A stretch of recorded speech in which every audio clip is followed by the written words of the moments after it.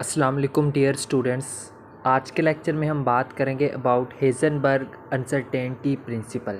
Students, Heisenberg uncertainty principle को हम quantum mechanics के लिहाज से आज हम डिस्कस करेंगे। क्वांटम मैकेनिक्स में इसकी क्या इंपॉर्टेंस है। तो सबसे पहले हम जो है वो इसका इंट्रोडक्शन देखेंगे, बाद में हम इसको एक्सप्लेन भी करेंगे। तो शुरू करते हैं हम यहाँ से इसके इंट्रोडक्शन के साथ। Since the Heisenberg uncertainty principle gives a fundamental limit to the accuracy with which any pair can be predicted, यानी कि हम पहले भी हम जानते हैं कि जो हेज़नबर्ग अनसर्टेनिटी प्रिंसिपल है, ये हमें कौन सी चीज़ प्रोवाइड करता है। ये हमें एक फंडामेंटल लिमिट देता है जिसकी मदद से हम क्या कर सकते हैं, जिसकी मदद से हम किसी भी पेयर को एक ख़ास एक्यूरेसी के साथ हम उसको प्रिडिक्ट कर सकते होते हैं। ठीक है, यानी कि उसके पोजीशन और उसके मोमेंटम के लिहाज से हम उसको एक्यूरेटली प्रिडिक्ट कर सकते हैं। ठीक है, ये बेसिक कंसेप्ट था हेज़नबर्ग अनसर्टेनिटी प्रिंसिपल के बारे में। एक्सप्लेनेशन की अगर हम इसकी बात करें तो यहाँ से देखें, इसकी एक्सप्लेनेशन स्टार्ट होती है। ठीक है, तो यहाँ से देखते हैं एक्सप्लेनेशन को। Since classical physics is completely deterministic, हम जानते हैं कि जो क्लासिकल फिज़िक्स है वो कम्प्लीटली यानी कि वो डेटर्मिनिस्टिक है, यानी कि उसमें जो कैलकुलेटिंग द एग्जैक्ट वैल्यू, यानी कि अगर उसमें हमने वैल्यू को एग्जैक्टली कैलकुलेट करना हो तो उसके लिहाज से वो क्या है, एक कंप्लीट फिज़िक्स है।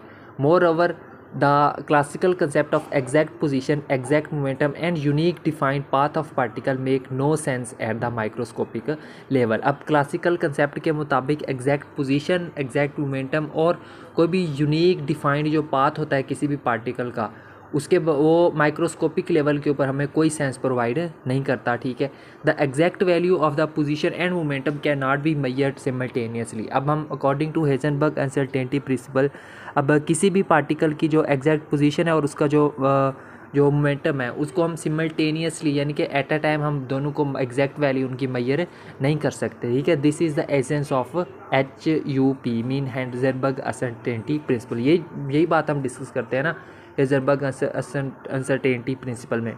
सो आगे देखें, thus the existence of a quantum of action implies that in any system the position and momentum is constrained by।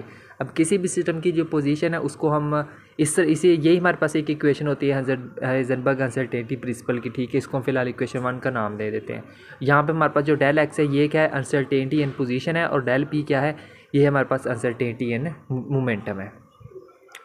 सो आगे देखें मज़ीद यहाँ पे, there is no way to measure a precise value for momentum and position simultaneously. अब हम जानते हैं कि हमारे पास कोई ऐसा वे नहीं है जिसकी मदद से हम बिल्कुल एक्यूरेट, बिल्कुल प्रीसाइज वैल्यू मालूम कर सके मोमेंटम और पोजीशन की एट अ टाइम सिमल्टेनियसली। ठीक है, ये छोटी सी डायग्राम फिगर भी दी हुई है, इसमें भी आप देख सकते हैं इसको। ठीक है, सो आगे देखें यहाँ से, any system whose uncertainty is of the order of h cut is a quantum system. अब कोई भी सिस्टम जिसकी जो अनसर्टेनिटी होती है वो हमारे पास उसका जो ऑर्डर है वो अगर एच कट के ऑर्डर में हो तो उसको हम कहते हैं कि वो क्या है, हमारे पास एक क्वांटम सिस्टम है। ठीक है, सो आगे मज़ीद देखें, if the uncertainty product is much larger, अगर हमारे पास जो अनसर्टेनिटी प्रोडक्ट होती है वो अगर हमारे पास बहुत बड़ी हो यानी कि मच लार्जर हो, the system is classical and classical physics is sufficient for its description.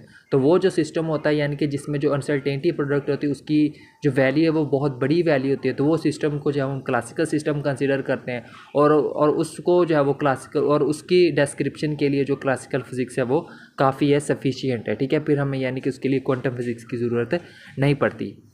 सो यहाँ पे क्वेश्चन अराइज होता है, why don't we notice HUP in every day life, यानी कि हम अपनी डेली लाइफ में हेज़नबर्ग अनसर्टेनिटी प्रिंसिपल को हम क्यों नहीं देखते, क्यों नहीं इसको नोटिस कर सकते। ठीक है, the answer is that H cut is very small. तो इसका आंसर ये है कि जो एच कट है इसकी वैल्यू क्या है, हमारे पास बहुत स्मॉल वैल्यू होती है। दस the lower limit in the uncertainty of measuring the position of momentum of large object is negligible. अब एच कट की वैल्यू जो वो बहुत स्मॉल होती है, तो इस तरह से उसकी जो लोअर लिमिट होती है किसी भी अनसर्टेनिटी, किसी भी जो पोजीशन को या मोमेंटम को मेजर करने के लिए, जो कि लार्ज ऑब्जेक्ट्स उनकी जो अनसर्टेनिटी में जो लोअर लिमिट होती है वो क्या होती है, नेग्लिजिबल होती है ऑलमोस्ट।